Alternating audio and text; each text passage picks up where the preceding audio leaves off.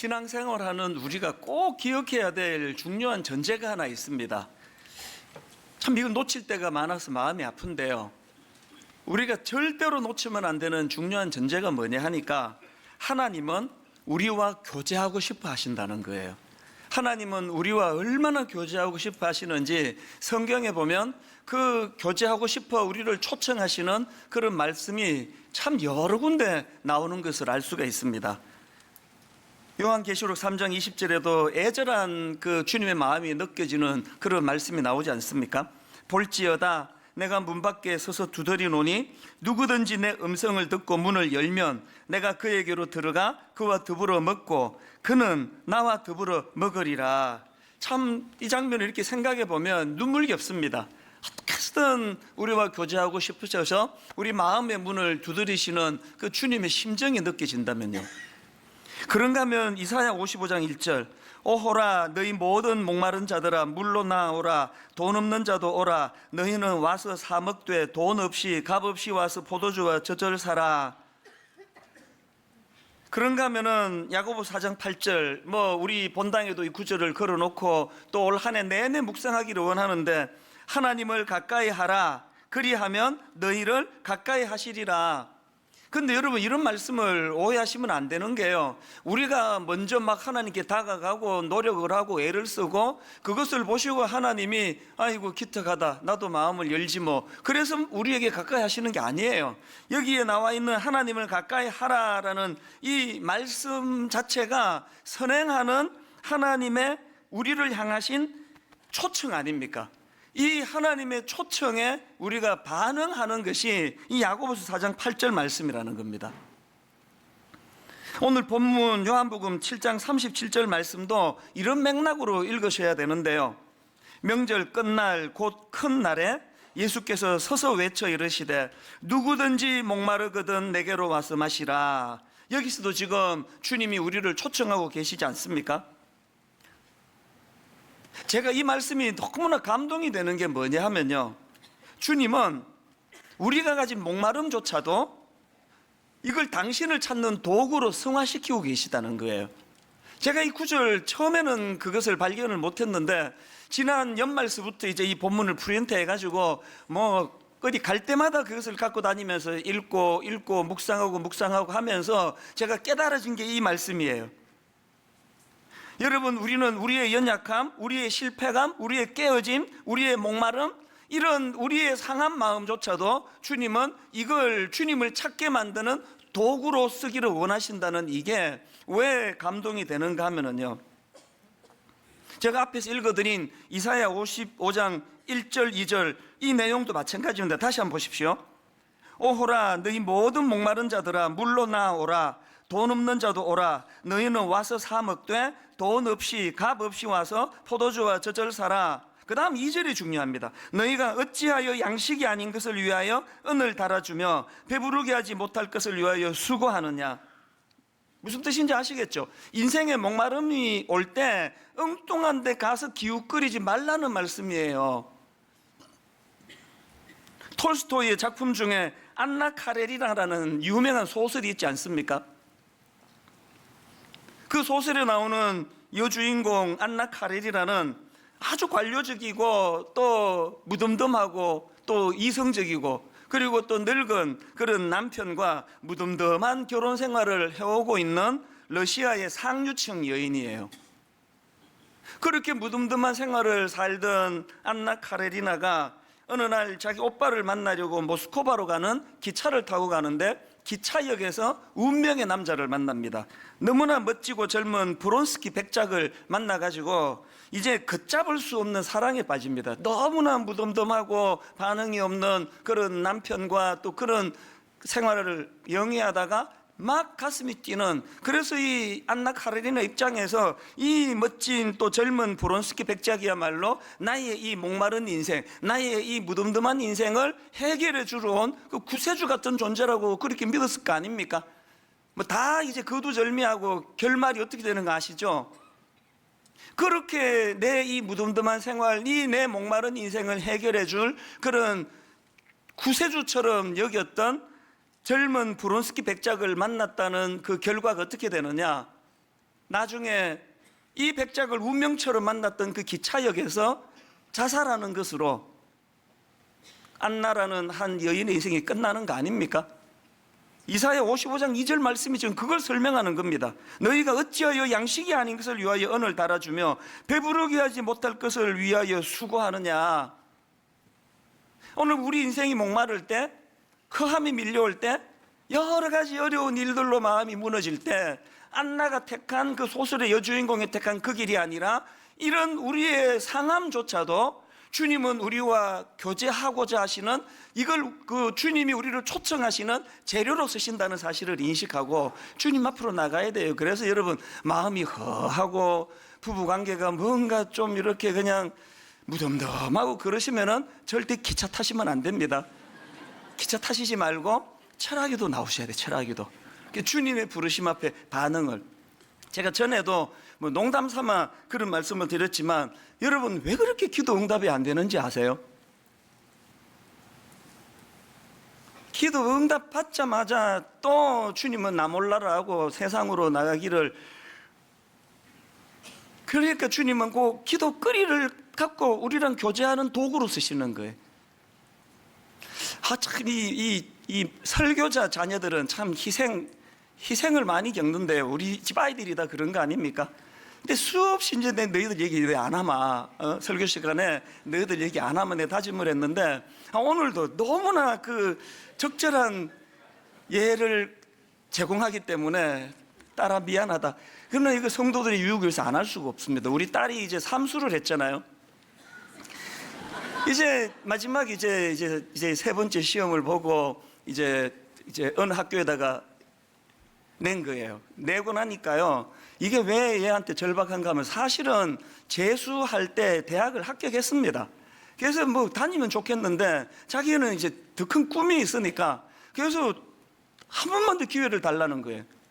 뭐 그러더니 어느 날 가서 그냥 그 입학금 다 냈거든요. 등록금 다 냈는데 그 학교 가더니 그냥 돈을 찾아와 버렸어요. 등록금을. 그리고 뭐 배수의 진을 치고 나는 한 번 더 꿈을 위해서 달려가고 싶습니다. 그래서 이제 삼수를 했는데 내 수없이 다짐했고 이번이 끝이다. 우리 가정에 지금 기둥이 흔들린다. 사수는 없다. 그걸 계속 강조를 해놓으니까 이제 이해로 봐서는 절박한 거예요. 그래서 이제 그 대학교에 지가 원하는 학교 이력서를 내놓고는 그때부터 새벽 기도를 나오기 시작하는 거예요. 그 추운 겨울에 유난히 그때 겨울이 추웠습니다. 그렇게 새벽 기도를 나오고요. 한 번은 막 눈이 엄청나게 와가지고 그렇게 그냥 폭설이 왔는데도 얼마나 믿음이 뜨거운지 옷을 다 입고 그렇게 해가지고 또 새벽 기도를 드리고 그랬어요. 제가 너무 이뻤습니다. 야, 얘가 이게 믿음이 있는 애였구나. 그래서 내가 너무 기뻤는데 그렇게 하고 합격 발표가 떨어지고 그 다음 날부터 새벽 기도를 끊으신 줄 믿으시기 바랍니다. 큰딸 미안하다. 그러나 사실은 이게 그 아이에게 뭐 너무나 수치스러운 얘기가 아닌 게요, 오늘 누가 이 아이에게 돌을 던지겠습니까? 이게 오늘 우리의 모습 아닙니까? 주님은 기도 응답이 잘 이루어지지 않아 끊임없이 주님을 찾아가는 그 과정에서도 그것을 매개로 우리와 교제하기를 원하신다는 이 마음을 우리가 헤아린다면, 그래서 여러분, 우리는 이 주님의 마음을 헤아려서 이제 새해에 꼭 기억해야 될 두 가지를 오늘 본문을 중심으로 나누고 싶은데요. 첫 번째로 뭘 기억해야 됩니까? 영적인 목마름을 회복해야 된다는 겁니다. 영적인 목마름을 회복하지 않은 상태의 신앙생활, 정말 공허한 신앙생활이에요. 뭐 오늘도 그랬지만 지난 주 중에는 뭐 한 3, 4일 미세먼지로 막 얼마나 고통을 겪었습니까? 이게 옛날에는 4만4온이라 그랬는데 요새는 4만4 미세먼지래요. 그 지난주 월요일 날 막 모처럼 이제 그날 몸도 아프고 막 두통도 있고 그래서 집에서 좀 쉬려고 하니까 이미 한 3, 4일 미세먼지로 창문을 못 열어놓으니까 막 집 안에 공기부터 너무 탁한데요, 월요일이 막 최악 아니었습니까? 막 화가 나더라고요. 그럼 우리 집사람한테 막 괜히 막 신경질을 내면서 뭐 이런 나라가 다 있냐고. 내가 내가 사명만 아니면 나 벌써 우리 엄마인데 돌아갔다 나 미국으로 갔을 거라고. 뭐 이래가지고 사람이 살 수가 있냐고 막 너무 화가 나더라고요. 지난 월요일은. 그랬는데 여러분, 내가 믿겨지지 않은 기사를 하나 봤습니다.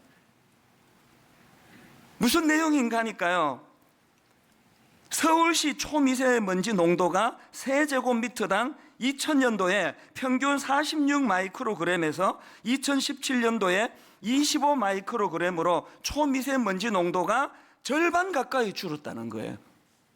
이게 2000년도하고 지금하고 비교했을 때 초미세먼지가 절반 가까이 줄었다고 한다면 70년대, 80년대 기억나십니까? 그때 제가 그 지방에 살 때요, 우리 형들이나 선배님들이 서울 갔다 오면 막 무용담처럼 좀 이제 자랑하느라고 하는 이야기죠. 야, 서울에 갔다 오는데 막 코가 새카매졌다고, 막 얼마나 그 매연이 심한지 막 코가 막 새카매졌다 그러고, 와이셔츠가 막 이게 막 새카매졌다고, 이거를 막 자랑 삼아서 그런 이야기를 막 떠벌리곤 했거든. 그러면 어린 저희들은 나도 코 한번 새카매져 봤으면 서울 한번 가보고 싶다, 그랬더니 기억이 나거든요.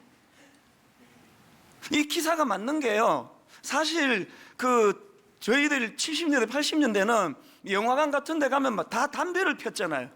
막 그 1시간 반 영화 보는 내내 막 자욱한 담배 연기 속에서 그렇게 지냈고, 버스 타면은 막 온 몸에 한 20-30분 타고 내리면 몸에 옷에 담배 냄새가 배일 정도로 차 안에서도 다 담배를 폈거든. 그런데 그때는 전혀 불만 없었습니다. 아니, 지금 미세먼지 농도가 2000년에 비해서, 초미세먼지 농도가 2000년에 비해서 절반으로 지금 떨어졌다는데 왜 이렇게 지금 저희들은 이 미세먼지 문제에 민감해진 거예요? 왜 그렇습니까? 대답 간단합니다. 자각을 하게 된 거예요. 이게 몸에 생각보다 해롭다는 걸 깨닫게 된 거예요. 월요일 날요, 너무 막 짜증나서 창문도 못 열고, 막 집안에는 이미 공기가 너무 탁하고 그래서 막 답답해가지고 내가 창문을 내려다 보니까 진짜 이상한 사람 하나 있더라고. 테니스를 치고 있더라고, 테니스를. 지난 월요일을 기억나십니까? 시야도 가릴 정도로 미세먼지, 초미세먼지가 막 수치가 빨간 글씨로 그렇게 도배를 할 정도로 나빴는데, 그 사람은 지금 그냥 제가 그거 보다가 여보 와서 이거 좀 보라고, 세상에 지금 밖에서 테니스 치는 사람이 있네.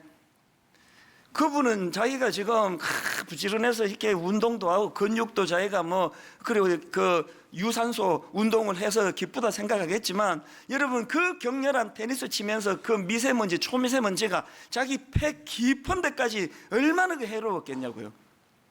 누구는 창문조차도 못 열어서 답답한 걸 참는데, 어떤 사람은 왜 그렇게 테니스를 치는 용감한 행동을 보입니까? 이게 자각의 문제예요.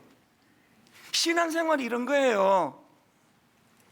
교회는요, 부익부 빈익빈 현상의 아주 샘플이 교회예요. 성령님은 우리에게 해갈의 기쁨도 주시지만, 성령님은 우리로 하여금 목마름의 자각을 주시는 분이에요. 여러분이 자꾸 지금 목마르시잖아요.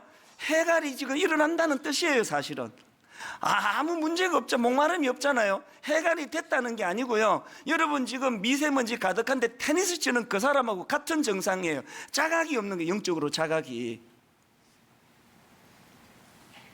이 부익부 빈익빈 현상, 이게 점점 심화가 됩니다. 똑같은 설교를 해도요, 어떤 사람은 막 목마름으로, 갈급함으로 예배가 끝나고 나면 하나님 앞에 괴로워서 그렇게 눈물로 회개 기도하는 그런 분이 계시는가 하면, 어떤 분은 진짜 들어야 되는 분들은 전혀 듣지를 않아요. 어이구, 저 목사가 오늘은 또 소리 유난히 지르네, 부부싸움하고 왔나? 이 영적으로 이게 분별력이 없으니까 이게 부익부 빈익빈이 점점 심해지고 있는 거예요. 오늘 이 말씀은요, 저 같은 중직자들, 목사, 특히 장로, 권사, 그런 분들이 더 유심히 들어야 되는 말씀입니다. 왜 그런지 아십니까? 37절 오늘 본문의 배경이 이렇습니다.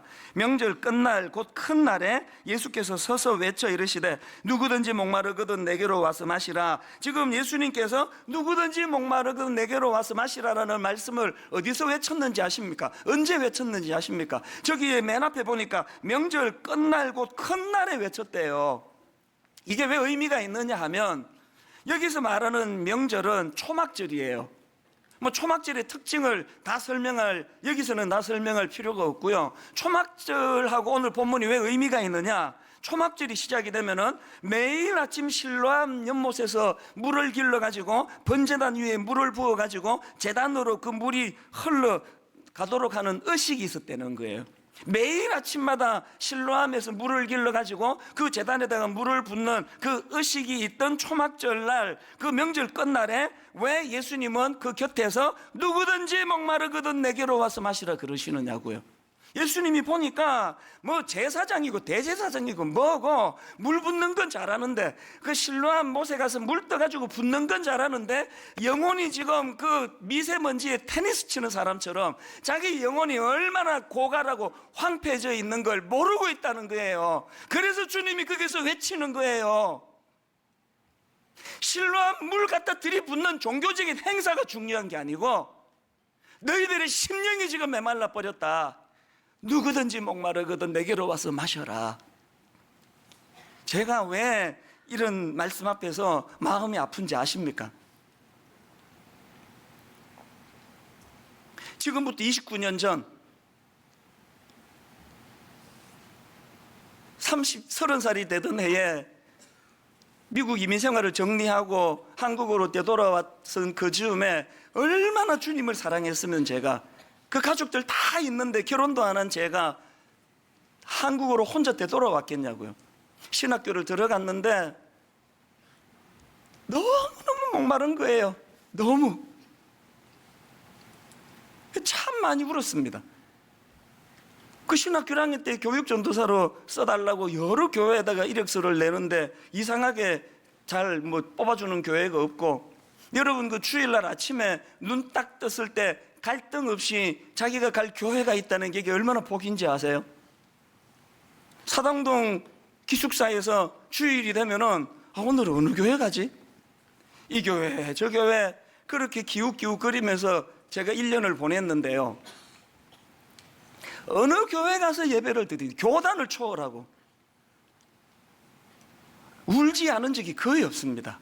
예배가 끝나도 감격이 식지 않아서 그렇게 가슴이 뜨거워. 겉으로 보면은 초라하게 짝이 없는 신학생이지만 써주는 교회도 없어서 무교적에 교적도 없는, 소속된 교회도 없는 그런 초라한 1년을 보냈지만 제 생애에 그때는 잊혀지지 않는 추억이에요.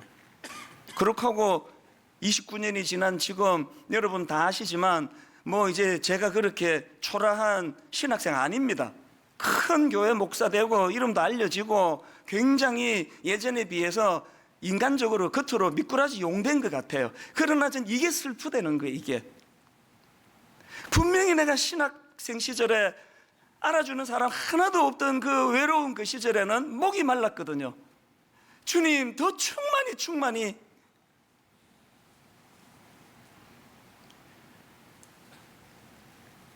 너무너무 목이 마르니까요, 제가 이 설교를 준비하다가 추억의 찬양이 뚝 떠올랐습니다. 구주를 생각만 해도 이렇게 좋거든, 주 얼굴 배울 때야 얼마나 좋으랴. 저 찬양 진짜 많이 불렀습니다. 수업 시간에 교수님이 신학을 가르쳐 주시면서 예수 그리스도에서 설명하는 그 설명만으로도 이렇게 가슴이 벅찬데, 주님은 얼굴과 얼굴을 맞대고 배울 그때 얼마나 내 마음이 감격이 벅차오를까. 그래서 길을 가다가도 그 골목길도 생각이 나요. 그 좁은 골목길을 지나가는데 저 찬양을 흥얼거리면서 얼마나 그렇게 눈물이 나더라고요. 아까 말씀드렸잖아요. 성령님은 해갈의 기쁨도 주시지만 해갈이 일어나면 일어날수록 더 목마르더라고요. 더 주님을 알고 싶고 더 주님을 사랑하고 싶고. 그런가 하면 두 번째로 뭘 하나 더 기억해야 되느냐, 영적인 목마름을 회복하는 것도 중요하지만 둘째, 그 영적인 목마름이 자각될 때 성령님을 의지해야 된다는 겁니다. 여러분, 오늘 본문의 이 흐름을 보면 약간 조금 좀 갸우뚱거려지는 부분이 하나 있습니다. 이해가 잘 안 되는, 얼핏 보기에. 이 흐름을 한번 보십시오. 37절에서 주님이 초청하십니다. 명절 끝날 곧 큰 날에 예수께서 서서 외쳐 이르시되 누구든지 목마르거든 내게로 와서 마시라. 주님이 지금 내게로 오라고 초청을 하시거든요. 근데 그 다음 말씀이 연결이 좀 이상한 거 아닙니까? 38절을 보세요. 나를 믿는 자는 성경에 이른과 같이 그 배에서 생수의 강이 흘러나오리라 하시니, 이게 누구를 설명한 거냐? 39절, 이는 그를 믿는 자들이 받을 성령을 가리켜 말씀하신 것이라. 지금 예수님이 내게로 와라 그랬으면 나는 이런 사람, 이런 구세주라고 그 당신을 설명해야 되는 거 아닙니까? 그 내게로 오라 그리고 지금 성령님을 설명하고 계시다는 거예요. 이 본문에서 그런 느낌 가져본 적 없습니까? 내게로 오라 그러셨으면 내 특징은 말이야 쭉 그렇게 설명을 해야 되는데 왜 성령님을 설명하느냐고요. 왜 그러냐고요. 바로 이 문제 제기에 대한 답이 고린도전서 12장 3절에 있습니다. 성령으로 아니하고는 누구든지 예수를 주시라 할 수 없느니라. 왜 예수님이 내게로 오라 하시면서 성령님을 소개하십니까? 성령님은요, 우리에게 여러 가지 좋은 것들을 많이 주시고, 우리가 주로 성령님의 그 속성을 붙드는 건 그 별책 부록 같은, 사실은 그거 별로 중요하지도 않은 거 붙드는데요. 잘 들으세요. 성령님이 우리에게 주시는 진짜 중요한 사역은요, 성령님의 역할은 우리를 예수님께로 인도하시는 역할이에요. 그래서 성령님을 막 너무 사랑하시는데 예수님에게 관심이 없어. 그 병든 신앙이에요. 또 맨날 마냥 십자가 복음 외치는데 막 성령님에 대해서는 막 알레르기 반응을 보여. 그 병든 신앙이에요. 성령님과 예수 그리스도는 뗄 수 없는 거예요. 내 성령이 충만하면 그게 지금 내가 십자가 가까이 가 있다는 뜻이고요. 내가 너무나 주님을 사랑하고 주님에 대한 해갈의 기쁨이 있지만 목마름이 더 커진다면 그건 이미 내게 성령이 충만히 역사한다는 뜻이에요. 아까 제가 그 신학생 시절에 구주를 생각만 해도 이렇게 좋거든, 주 얼굴 배울 때야 얼마나 좋으랴, 그 찬양을 부르면서 골목길에 눈물을 줄줄 흘리며 간다는 말은 아까 내가 생략했지만 그때는 내가 성령 충만했다는 뜻이에요. 왜 그렇습니까? 성령 충만 없이는 그런 게 안 나옵니다. 제가 지난주에 그 맹인 바디메오 그 인물에 대해 가지고 설교하면서 우리도 바디메오처럼 마음에 뚜렷한 삶의 목표가 있어야 된다고 설교했더니 바로 그날 어떤 분이 홈페이지에 글을 올리셨어요. 글 제목이 소망이 무엇인지 물으신다면, 그 바디메오 설교를 듣고 이제 글을 쓰신 거예요. 내용을 한번 들어보세요. 오늘 말씀 첫 시작에서 목사님의 질문을 들으면서 가장 먼저 떠오른 내 소망은 하나님과의 연합, 하나님 임재 안에서 기쁘게 살아가기, 바로 이런 것들이 떠올랐습니다. 제게 이 꿈이 있기에 이번에 일을 통해서도 빠르게 하나님을 바라보았습니다. 그러면서 이분이 자기를 소개하시는데요, 분당 우리 교회 특세를 통해서 믿음 생활한 지 12년 차가 되는 분이래요. 이게 모태신앙 자기 소개한 게 약간 좀 다른 거 아닙니까? 그냥 나 예수 믿은 지 12년 차입니다 이렇게 이야기해야 되는데, 분당 우리 교회에서 특세에서 은혜 받은 지 12년 되는, 뭘 이야기합니까? 그리고 이분이 그 다음 글에서 그 말씀에 대한 갈급함을 어떻게 쭉 피력하는가 들어보십시오.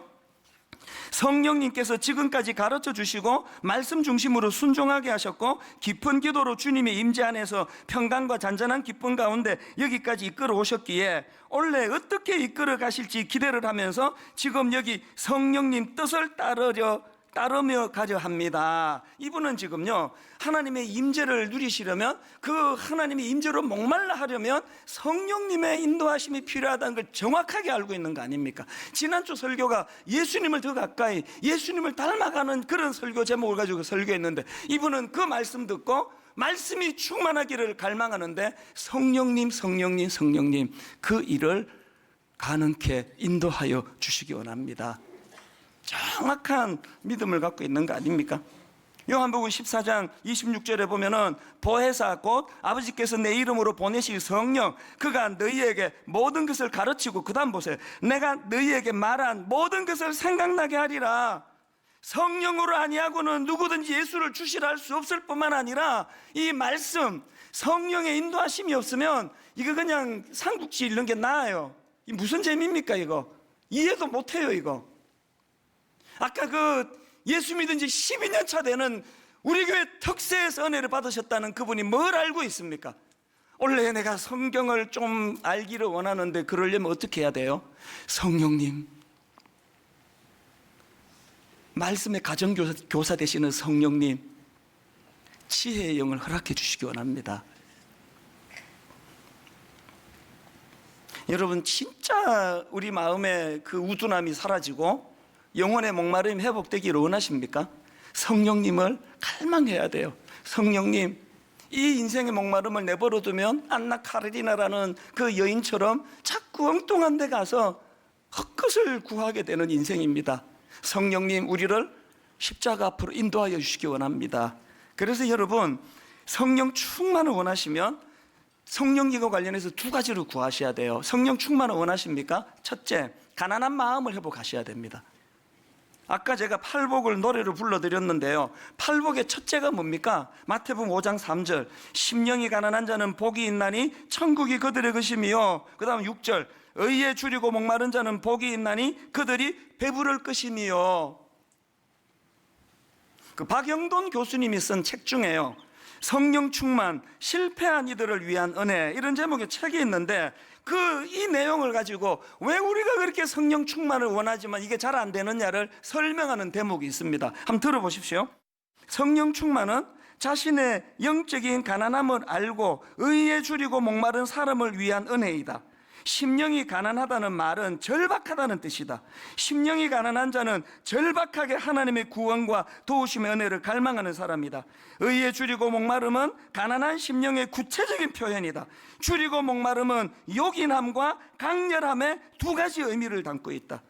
성령 충만을 정말로 원하신다면 이 갈급함, 내 영혼의 가난한 현실을 자각하는 거예요. 내가 얼마나 겉은 부유하지만, 무슨 큰 교회 목사랍시고 거들먹거리고 있지만 네 영혼이 얼마나 지금 목말라 있는지를 자각하게 되는 그 자각에서부터 성령님을 사모하게 된다는 겁니다.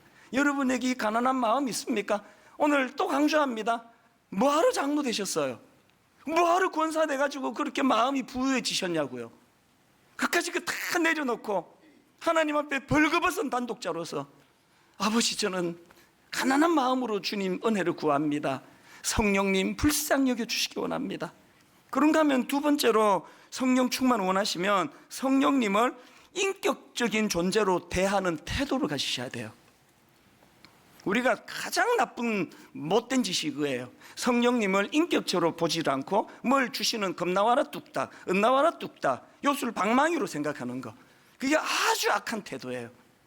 성령님을 그분이 주시는 그 무엇이 아니라 그분 자체를 존귀히 여기며 그분을 너무나 사랑하는, 그분은 인격적으로 우대해 드리는 태도.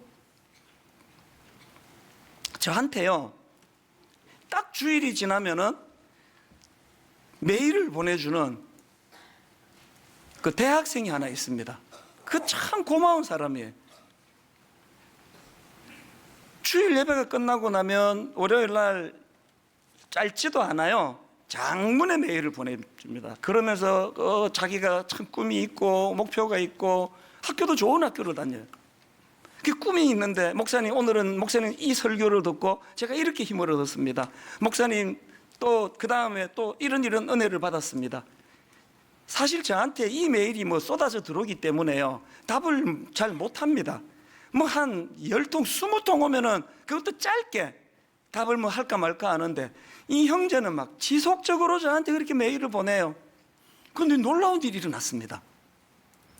이 사람이 저한테, 목사님 내 이름 좀 기억해 주세요, 많은 사람이라서 어렵겠지만 저를 꼭 기억해 주세요, 그러면 한마디도 한 적이 없는데요, 어느 날 보니까 그 형제가 내 마음에 자리를 잡았어요.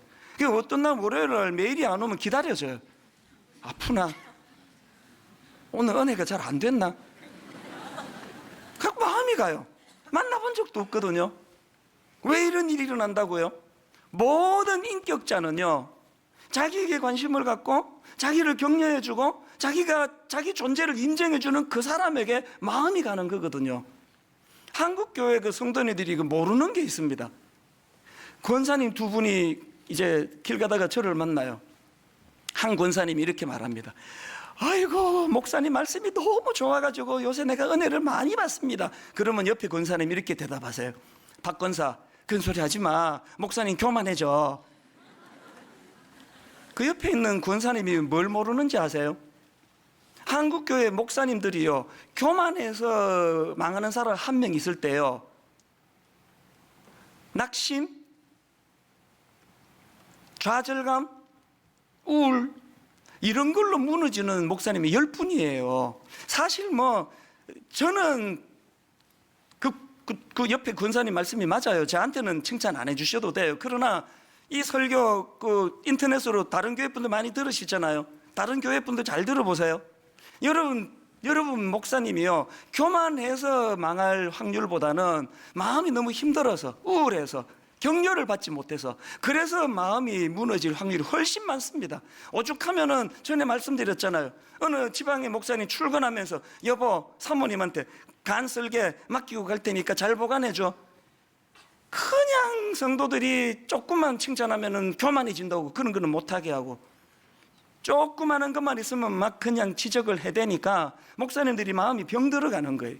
오늘 저는 수많은 사모님들을 격려하고 싶어요. 얼마나 많은 사모님들이 지금 마음이 우울하고 심지어 우울증으로 시달리는지 아십니까? 성령님도 마찬가지예요. 여러분, 성령님에 대하여 그분을 자꾸 인정해 드려야 돼요. 저는 길 가면서도 많이 해요. 누구 상담하고 나면 혼자 독백합니다.